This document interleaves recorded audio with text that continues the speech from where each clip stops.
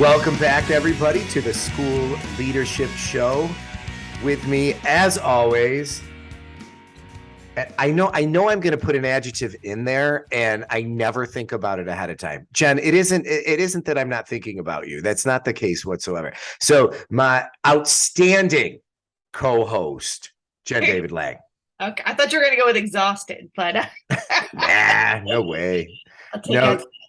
So here we are. Today, it's just Jen and me, no author today, but we are going to talk about one of our mutual favorite authors, which we didn't even realize until like a month ago, not a couple weeks ago, right? Dan Pink, and this is his most recent book, right, Jen? I think this is the most recent. His most recent book, The Power of Regret: How Looking Backward Moves Us Forward. Right, Jen? Did I get that right? Yep, that sounds good. Okay. So why this book? I mean, Dan Pink's got some really cool books, and it's gonna be really hard for me to only talk about this book. So, I mean, you can drag me back when you need to, but why'd you choose to summarize this one now? So this is December while we're recording this, and I know a lot of people use even though we're school people and we think of September as the start of the year, we're still people, and January is a new year. And so his book, even though it sounds like a really depressing title, right? Why would you pick up a book about regret, right? You hear a lot of famous people or friends say, oh, I don't regret anything. I'm happy with everything in my life. I don't regret. But he's really saying we should look at our regrets as a way to propel us forward. So in preparation for January, to set those New Year's resolutions, to do things differently in our personal or professional lives, I am encouraging people to think about the regrets they have in December, the last month of the year. But what? So wait, so time out. Because here's the thing, right? If I've read the book, I love it. But if I haven't read the book, I'm thinking, wait a minute, how is thinking about my regrets not just utterly depressing? It is. I mean, it is. You're paralyzed if that's all you do, right? If you just regret something and you don't do anything about it. But what he is saying is that we can break down our regrets, and that actually thinking and understanding them, like what are the values that lie underneath our particular regrets, and we can use those to make better decisions, to do a better job at work, and just generally to have a more satisfying life. And if you think about it, it makes sense, right? If you don't wallow in regret, but you actually do something about them, unless this is your last day in this life here, you have an opportunity to do things differently. So cool. So he classifies, he's got a little taxonomy here for different types of regrets. Do you want to go, and there's 4 of them. You want to go through those? Before you get into that, it's incredible. So Dan Pink himself has done the largest ever survey of regrets, what people regret, why they regret it. And he calls it the World Regret Survey. It says on the website that more than 19,000 people from 105 countries have contributed. If you would like to contribute to this research, you can go to worldregretsurvey.com. So this is not just Dan thinking in a room. This is actually based on a lot of research. So, and what are they using the data to do? Like, to understand, I think the way people used to research regrets was to look at, people mostly regret what, marriage, not spending enough time with their family, like those kind of categories. And he sort of thought about it in a different way. And that's where you were getting into this idea that there are basically 4 core regrets that all these 19,000 people have had. So, let's take them one at a time. So the first group, he says, is that we have foundation regrets, right? These are things that get to our core.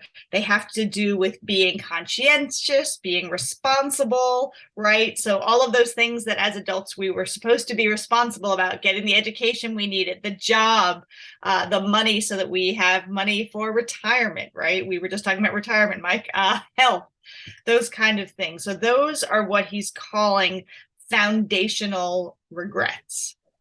And those are the ones where, did you think ahead? Did you think ahead to save the money? Did you think ahead to do the exercise so that your heart wouldn't be failing? So some regrets have a more immediate consequence, right? Like, if you ate the whole cake, you might have a stomach ache right after. These are the kind of regrets that catch up over time. We still have some time. Okay.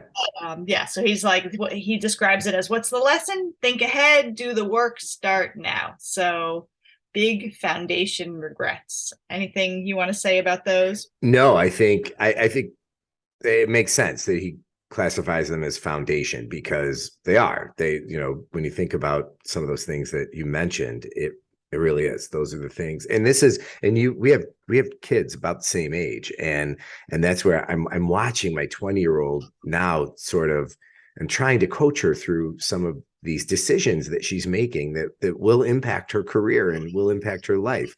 And it's really, that's a whole nother podcast, but I'm sure you feel it too. But that's what it's about, right? It's about sort of, you can forecast into the future because you are the future, right? So, you are older, yep. And so you're trying to go back and help her not make the kind of mistakes that lead to foundation regrets, Exactly. So right now, while I'm recording this with you, my back, I am in utter pain. I have terrible low back pain, started many years ago. And I go through cycles of, when I'm in good shape and stretch and do cardio, I don't have back problems. So this is like, for me, one of my foundational regrets has to do with my, my exercise level in terms of pain. Wow. So you literally have almost immediate negative effects when you don't exercise. Yes. Wow. Yes. What fabulous motivation. I'm almost a little jealous. In a way. Don't be. So, okay. So foundation regrets. Then he talks about what he calls boldness regrets. Do you want to, what's he mean by that? What is the path not taken? The middle school sweetheart you didn't go with, and now you've ended up with your partner. It's the bold moves, right? I should have started that business, right? I played it safe. I became a teacher, right? It's like pursuing a love interest, maybe the one who is, riding the motorcycle and didn't seem so stable, but you really loved him, right? If only I had taken that risk, right? Wait, are we seriously in late 80s, early 90s John Hughes film? Like you and me, we probably are. It feels like it. Okay, so it's 16 Candles. Take that bold step. Go ahead. Sorry. But he does say that we often regret the things we don't do more than the things that we have done. So, because they loom larger, right? Like, so if that cake example, right? If I ate the whole cake and then I've got, this upset stomach all night, I know exactly the consequence, right? It's very concrete. But like, what would my life have been like if I had been a skydiver, right? I can't, to me, it's amazing. It's out in the open. There's no back problems because I'm not sitting all day. I'm flying, gravity free. But it's because you don't really know. Those regrets of omission, you can't really play them out. It's kind of grass is always greener. So you're just speculating, what could my life have been? So, the lesson here, he says, is be bold, speak your mind, go ahead, ask for that date, book that trip, take that unconventional job, do what you can to be bold so you don't have a boldness regret. I love it. And then moral regrets. So we've got foundation regrets, boldness regrets. The third one is moral regrets. Yeah. Unless you have any boldness regrets you want to share, you'll let us know. Boldness regrets. Huh. No. Yeah. There's a few where I wonder if, I should have, taken a different job, or even like, it's kind of opposite, but even being bold enough to stay where I am versus chasing the shiny object, that's probably my biggest one when it comes to, professionally speaking. What about you? Well, I think that's a great one, especially in the field of education, when people really love their lives as teachers and then they go on that leadership route and it's a really different job, right? Yeah. It's expected, how are you going to move up? But maybe you really love being a teacher. And so it is something. My friends who are teachers are some of the happiest people I know. And I'm happy, but I don't know. I often wonder, what would it have been like if I stayed as a high school math teacher? Yeah. Who knows? Yeah, me too. Me too. I mean, I took this path, did all these entrepreneurial educational things, and me too. What if I were a math teacher? I miss it. I Yeah, definitely miss every it. day. Yeah. So Yeah. moral regrets. Let's talk about Moral moral regrets. regrets. Yeah, these are what you would expect, right? We're humans, we want to be good. So what's a moral regret? Oh, I cheated on that test. I cheated on my husband, right? It's about harming others and not doing what's right. And it says that marital infidelity tops that list on the World Regret Survey for people. But yeah, it's about being true to yourself and following your values, and not straying from that. So I mean, he says, what's the lesson? When in doubt, do what's right. Obviously that sounds a lot easier than it is, or marital infidelity would not be topping the charts on the World Regret Right. Survey.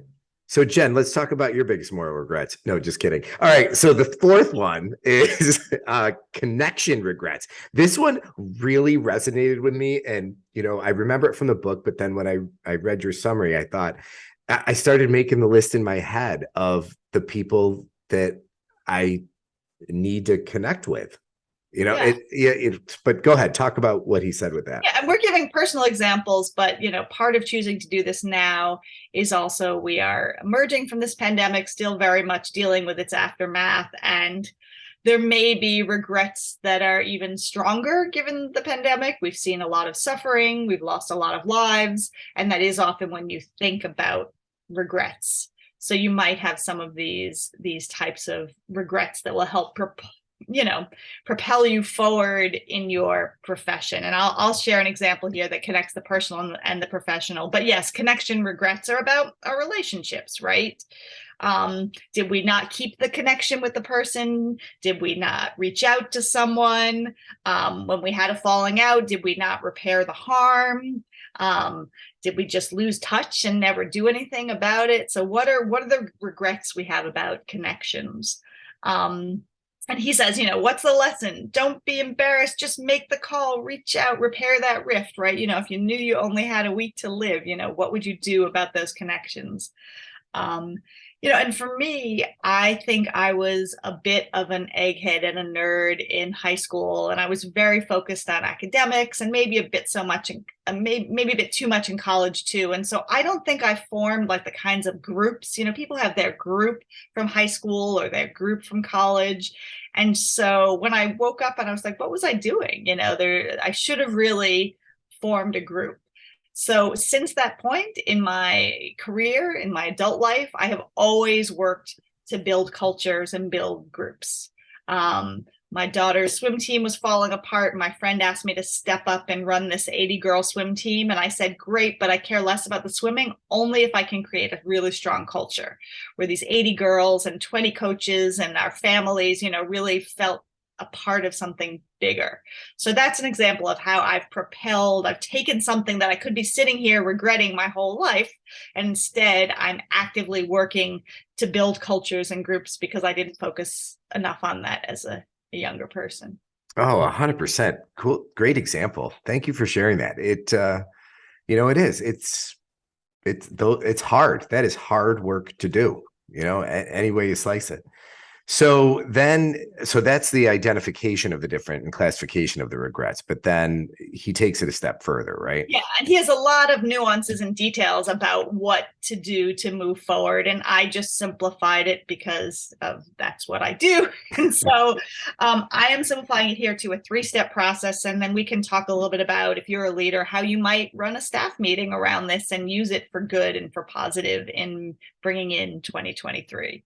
So I just summarized 3 steps. So the first thing is step 1 is disclose, share, right? Like I just shared with you, Mike, like it feels a little cathartic.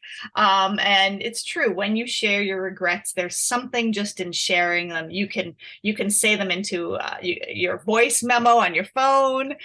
You could write about them in a journal, but somehow just getting them out helps us, yes, at first relive them, but then have a little bit of relief. So number 1, disclose, share. The second step is to reframe it, right? So it's done, right? There's nothing to do. I can't go back and become my 19-year-old self again. But I can think about how to respond, right? Can I first of all, can I treat myself with self-compassion? Can I imagine someone else that, Mike, you're coming to me and telling me about a regret? How would I treat you? How would I treat my younger self? How would I treat my daughters? Yeah. I'll tell you, that really sticks out. That I remember that from the book, because that is something we are so much harder on ourselves than we would be on our friend who came to us with the same issue. Yeah. And it's just, loving yourself enough to cut yourself a break. And it's not easy. It's a real thing. No, and it's not just for the sake of being nice, but he says that you're actually more likely to change your future actions if you treat yourself with kindness and compassion. So it's not just, feel good, pat myself on the back so that I can sleep well tonight. It's actually so that then I can change my actions moving forward. If I can normalize whatever it is we did or we didn't do, right? Because you have regrets of action and inaction. Humans make mistakes, right? I mean, I don't know any humans who don't make mistakes. Everyone makes mistakes. And so the second step is really to reframe it. That was me, that was then, but I still have life left. I still can do something different. Or, oh, thank goodness. Yes, that was a terrible mistake, but how great is it that I caught it and I'm going to do something about it? Exactly. And then that's the third thing. The third thing is to extract a lesson, right? You were asking at the beginning, of course, it's terrible just to wallow in your regrets. I don't recommend that. I certainly don't recommend that in December around the holidays. No wallowing, but extract a lesson, right? So maybe take a different perspective. How might other people have looked at this? My boss, my colleague, my daughter, my grandmother, right? How might someone else have looked at it? Zoom out and imagine their perspective and have a little bit of a distance, right? So what advice would you give yourself? Oh, Jen, remember, more than studying, you're not going to remember the French Revolution, all the details, but you will remember friends for life. Slow down, make some friends. What advice would you give? So disclose, reframe, and then extract a lesson. And you may be thinking, why are you and I talking about this in a podcast that is for school leaders, school and district leaders? I was just asking myself that question. Our examples don't sound great, but it really, it's 2 years or plus of dealing with pandemic related issues, and people have a lot of regrets. They may realize, wow, I regret that, for years before the pandemic, I stayed at work until 8 p.m. every night. And now the pandemic made me realize, that I am neglecting my family, right? Yep. So you might want to do things differently, right? I regret that no matter how hard I tried, that I couldn't connect with certain staff members, so maybe I need to do things differently. Maybe I'm not a very present principal. Maybe I'm always running over my to-do list. So now is a really great opportunity to think of things differently.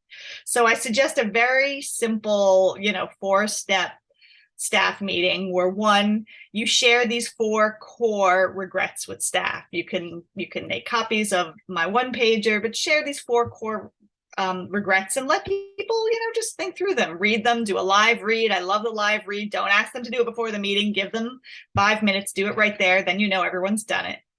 And then after they've read, give them time to think about any regrets, given the pandemic, right? And write them down. They could be personal, they could be professional. You can say that people can choose whether they're going to share them, so they can be private. It's up to you. Give them a few examples like the ones I said about working till 8 p.m. at night, or not connecting with staff members, or for them, if they're teachers, not connecting with students.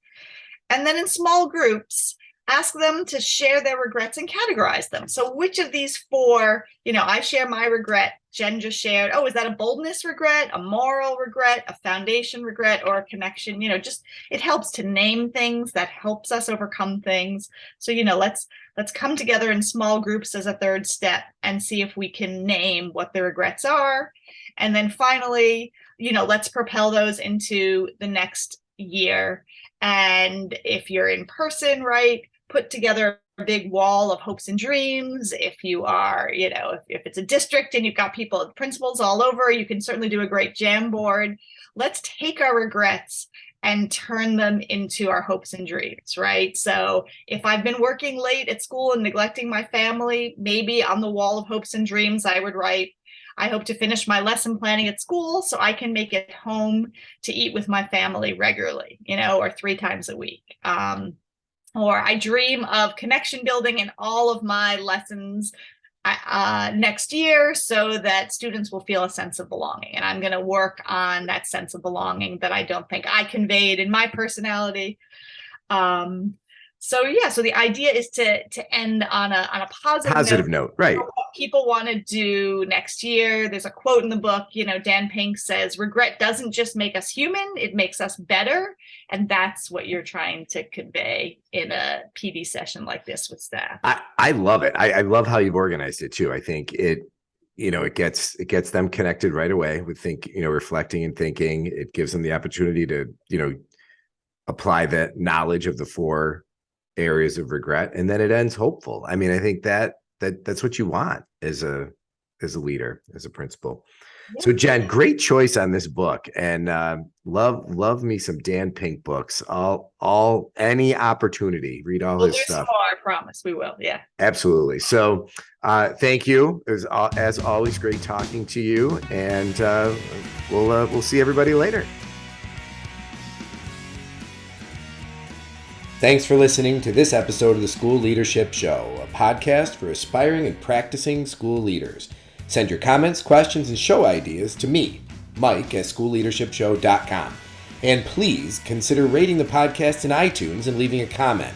And definitely pass the show along to your colleagues.